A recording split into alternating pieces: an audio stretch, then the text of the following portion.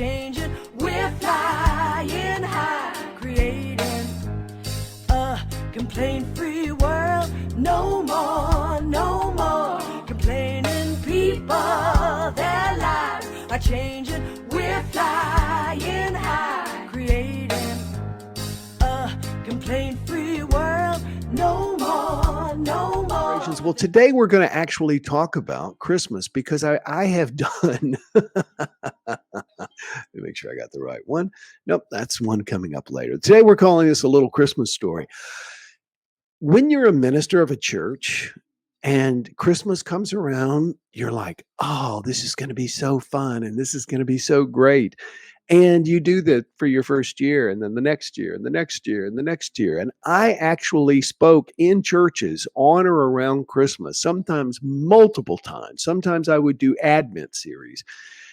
And I did this for 25 years. So you get to a point where you're like, oh my gosh, I can't put a new spin on Christmas. What in the world am I going to talk about? So you start rehashing old stuff, et cetera, et cetera, et cetera. I just want to share with you some of the things that I find interesting about the Christmas story. I was playing Trivial Pursuit with some friends, and it asked for the names of the three wise men. We don't know the three wise men's names. In fact, we don't even, I said wise men's. We don't even know if there were three. Here's why.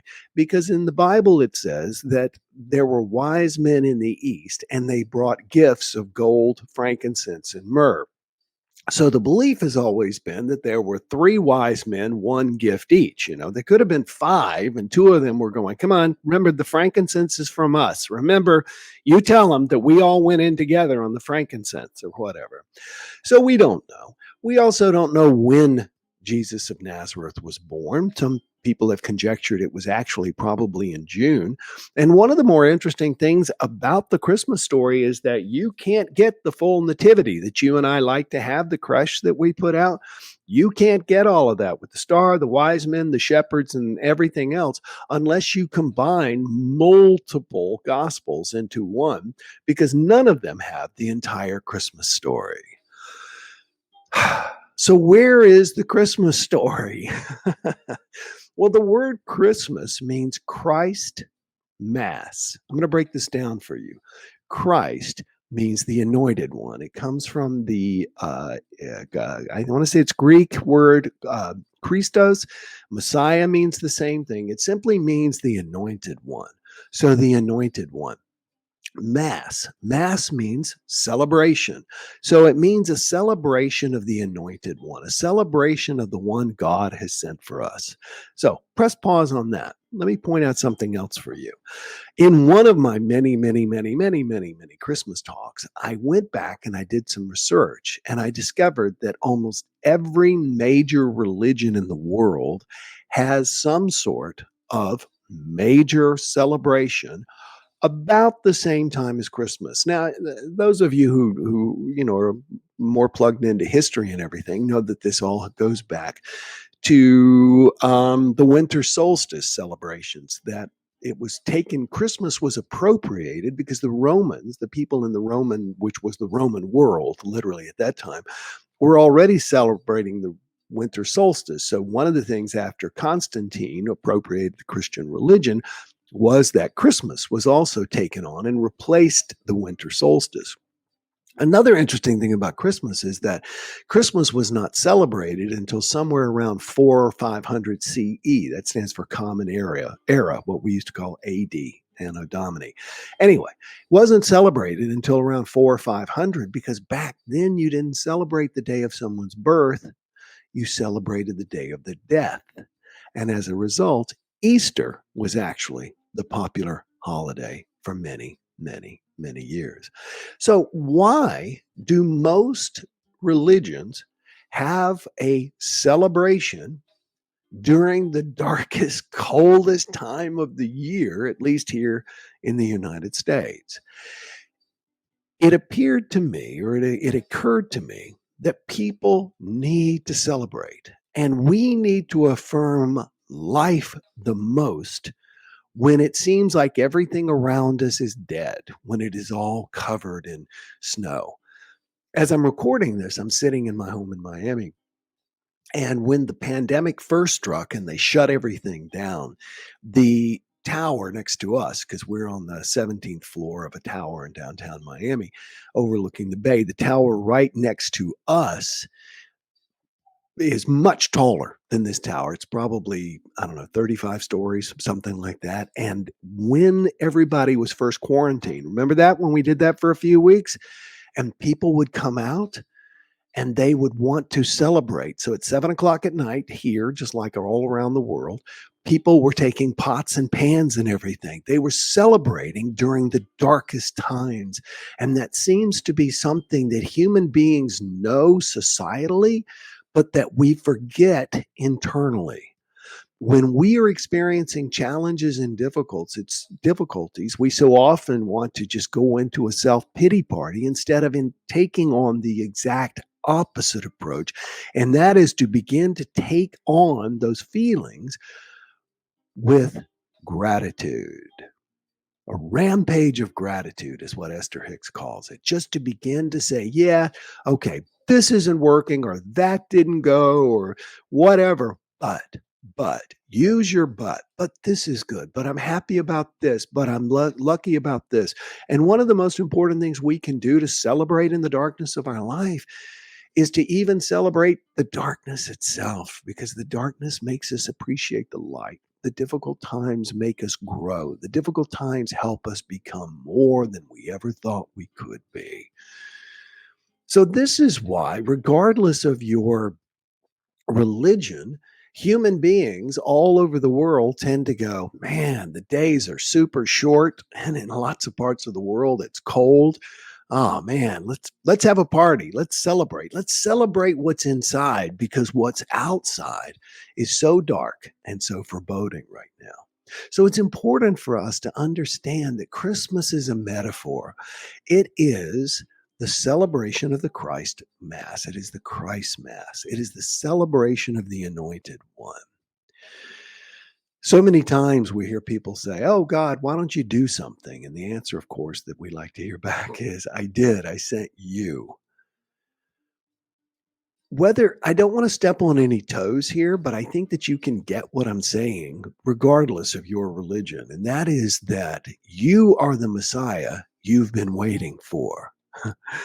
In other words, whether or not you're a true Christian in the sense of the word, believe that Jesus Christ will be brought back to life and will reign here in the United States, the more Christ-like you are when he gets here, the better. You've already done some of the work. And the same is true in your own life. So those ideas of what would Jesus do, the little bracelets, just to ask yourself, what would the highest, most divine in me do? What a wonderful guide. I once heard a comedian joking about he woke up one day with a dysfunction or something like that and thought he was God. And he said, oh, all throughout the day, people started making him mad, but he would just forgive them. That's what it means to be more Christ-like. That's what it means to not let stuff bother you. I did a talk the other day, and I was talking about this idea that a spiritual master is someone who's learned to master their spirit. Most of us are, scream and cry as children and never stop. That's why people complain, because they are screaming and crying, trying to get their way because they can't think of any other way to get it. The way to get it is to get what you want. It's to realize the power that you have and don't give it away in complaining and negativity. Let's take a look at some of your comments here and see what you have to say. I'd love to hear. The question for the day again is, what's your favorite part of Christmas? I've started to let God back in my life, so it is meaning so much more than gifts. That's wonderful. I love how you said that you're letting God more back into your life. I remember seeing a sign outside of a church that said, if God is feeling distant, guess which one of you moved? It's very true. Some days I'll be sitting outside having my morning coffee and I'll go, wow, I haven't prayed. It's been like a couple of days and I haven't prayed. So I make the conscious effort to do that. James Henderson says, amen. Second time watching on Facebook. I watched the one with your one on how to write a book. I love the complaint-free world and bracelet. Linda, that's so great to hear. Everybody welcome and say thank you to Linda for being here. That's great to hear. Jerome Johnson says, singing at Christmas Eve candlelight services, as I will this year. Yeah. Jerome Johnson has the voice of Barry White with some more butter on it. It's just that good.